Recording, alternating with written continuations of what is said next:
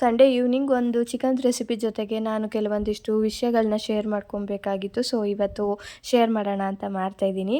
ನಾನು ಈ ಒಂದು ಸೋಷಿಯಲ್ ಮೀಡಿಯಾ ಪ್ಲಾಟ್ಫಾರ್ಮ್ನ ಚೂಸ್ ಮಾಡಿದ್ದು ನನಗೆ ಒಂದಿಷ್ಟು ಆಸೆಗಳಿದೆ, ಅಥವಾ ನಾನು ಇದರಲ್ಲಿ ಕಂಫರ್ಟ್ ಫೀಲ್ನ ಮಾಡ್ತೀನಿ ಅನ್ನೋ ಉದ್ದೇಶಕ್ಕೋಸ್ಕರ ನಾನು ಈ ಒಂದು ಪ್ಲ್ಯಾಟ್ಫಾರ್ಮ್ನ ಚೂಸ್ ಮಾಡಿಕೊಂಡೆ.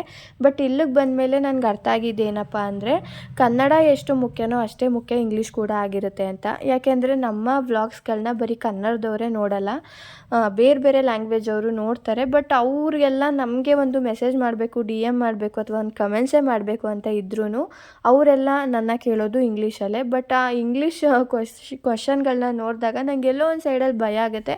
ಯಾಕೆಂದರೆ ನನಗೆ ಚೆನ್ನಾಗಿ ಅರ್ಥ ಆಗುತ್ತೆ ಕ್ವಶನ್ಸ್ ಎಲ್ಲ, ಬಟ್ ಆ ಆನ್ಸರ್ನ ಯಾವ ರೀತಿ ಫಾರ್ಮ್ ಮಾಡಿ ಹೇಳಬೇಕು ಅನ್ನೋದು ನಂಗೆ ಗೊತ್ತಾಗಲ್ಲ. ಸೊ ಇದ್ರ ಜೊತೆಗೇ ಇನ್ನು 1 ವರ್ಷ 2 ವರ್ಷ ಬಿಟ್ಟರೆ ನನ್ನ ಮಗನೂ ನಾನು ಸ್ಕೂಲು ಕಾನ್ವೆಂಟಿಗೆ ಸೇರಿಸ್ಬೇಕಾಗತ್ತೆ. ಆವಾಗ ಇವರೇನಾದ್ರು ಕೇಳಿದಾಗ ನಾನು ಯಾವುದೋ ಒಂದು ಆ್ಯಪ್ನ ಓಪನ್ ಮಾಡಿ ಕೂರಬಾರ್ದು ಮೀನಿಂಗ್ಗಳನ್ನ ಹುಡ್ಕೋದಕ್ಕೆ ಅಥವಾ ಆನ್ಸರ್ನ ಮಾಡೋದಕ್ಕೆ. ನನ್ನ ಕೈಲಿ ಎಷ್ಟಾಗುತ್ತೋ ಅಷ್ಟನ್ನು ಕಲಿತು ನನ್ನ ಮಗನ ಎಜುಕೇಷನ್ಗೂ ಹೆಲ್ಪ್ ಮಾಡಬೇಕು ಅನ್ನೋದು ಒಂದು ಎಲ್ಲೋ ತಲೆಯಲ್ಲಿ ಬಂತು. ಸೊ ಹಾಗಾಗಿ ಇವಾಗಂತೂ ಹೊರ್ಗಡೆ ಹೋಗಿ ಎಲ್ಲೂ ಕಲಿಯೋದಕ್ಕಾಗಲ್ಲ ನನ್ನ ಮಗನ ಕರ್ಕೊಂಡು. ಅಟ್ಲೀಸ್ಟ್ ಮನೇಲೇ ಕೂತು ಆನ್ಲೈನ್ ಕ್ಲಾಸಸ್ಗಳನ್ನ ತಗೊಳ್ಳೋಣ ಅಂತ ಅಂದ್ಕೊಳ್ತಾ ಇದ್ದೀನಿ. ಯಾವುದ್ಯಾವುದೋ ಅಕಾಡೆಮಿಕ್ ಸೇರೋಕ್ಕಾಗಲ್ಲ, ಯಾಕಂದರೆ ಟ್ರಸ್ಟೆಡ್ ಇರುತ್ತೋ ಸ್ಕ್ಯಾಮ್ ಇರುತ್ತೋ ನನಗಂತೂ ನಿಜವಾಗ್ಲೂ ಗೊತ್ತಿಲ್ಲ. ಸೊ ಹಾಗಾಗಿ ನಿಮ್ಗೆ ಯಾರಿಗಾದ್ರೂ ಗೊತ್ತಿದ್ದರೆ ದಯವಿಟ್ಟು ಕಾಮೆಂಟ್ ಮಾಡಿ